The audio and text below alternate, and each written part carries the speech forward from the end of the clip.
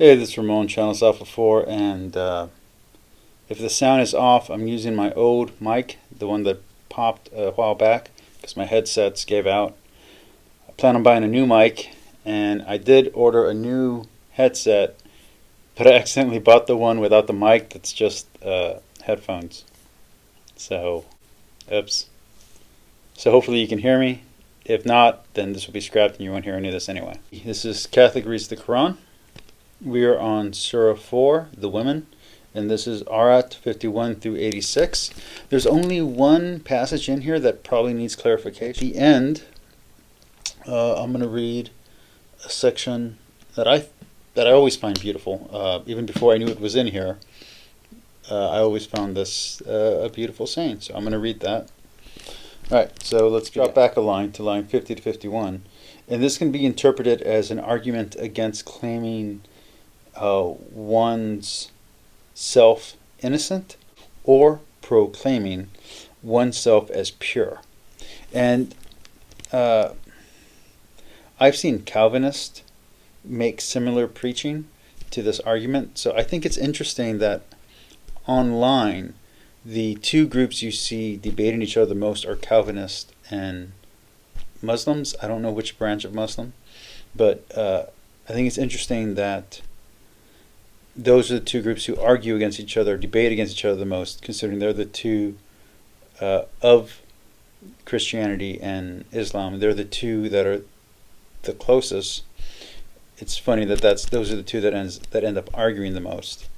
I haven't seen too many Catholic Muslim debates. I've seen one, and it wasn't very good.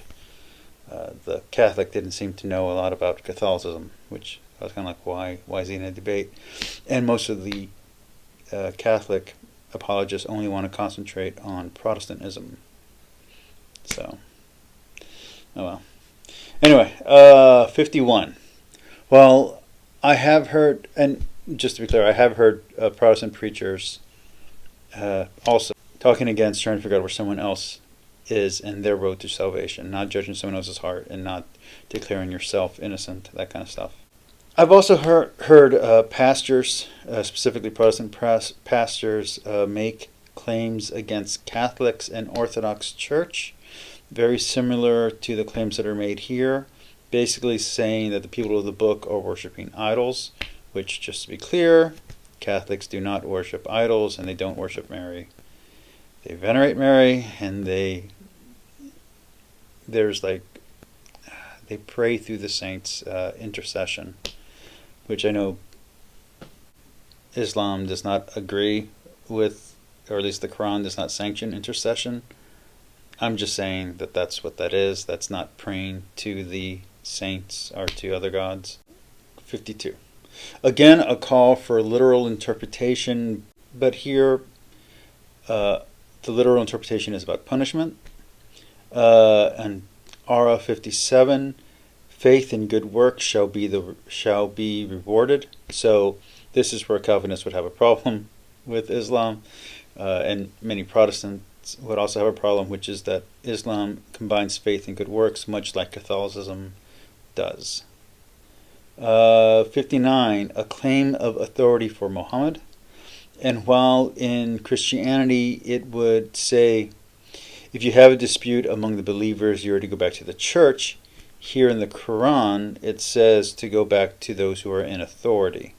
But here, that is not limited to religious leadership, but also to civil, military, and political leadership as well. Ara 66 is a command.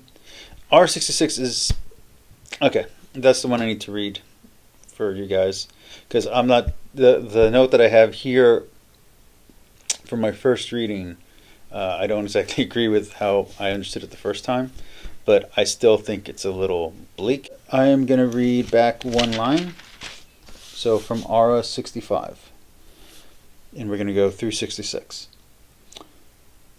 But no, by thy Lord, they will not believe until they have made thee the judge between them in their disputes, and find no resistance in their souls to what thou hast decreed and surrendered with full submission.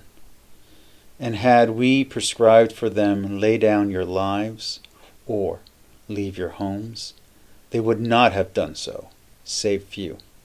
And had they done what they were exhorted to do, it would have been better for them, and a stronger confirmation. Now, this is talking about, basically, some people didn't want to die. This is basically what it comes down to.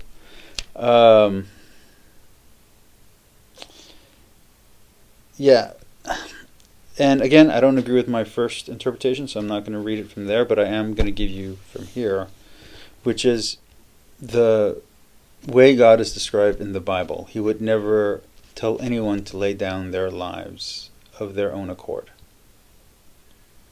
In fact, there's a big majority, there's a big lesson in the Bible, especially with Isaac, where those type of practices are ended forever. Now I know there's an argument to be made, well then what was Jesus doing, but to the Christian mind, Jesus isn't dead. He died, but he is immortal or eternal or undying. So to suffer death without the permanent consequences of death, I guess, would be the way to express that. So while there's some ambiguity in the understanding between Christians and Muslims, this line simply would not be in a Christian or Catholic Bible, just to put it bluntly. Alright, anyway, continuing on. Alright, then at 69, it gives a list of those who are blessed, and that is the prophets, the truthful ones, the witnesses, and the righteous, or that could be understood as the prophets, the saints, the martyrs, and the righteous. So a righteous man or a righteous person. At 82, at Ara 82, we get a longer argument about the inconsistencies and contradictions in the Quran, basically saying that there isn't any, or if there is any, prove it. It's kind of a challenge laid down. All right, and then we get to 86, which is beautiful. I'll read it from here first, and then I'll read it from my notes. Okay, so 86. And when you are offered a greeting, respond with a greeting that is better, or return it. Surely God takes account of all things.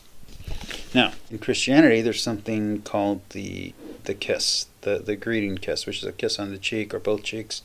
Usually in Latin American countries, this is still done. In Catholic European countries, this is done. But in Protestant countries, this practice has gone away. It's been replaced by the handshake or by the high five or even the fist bump. But in Islam, it's an actual saying.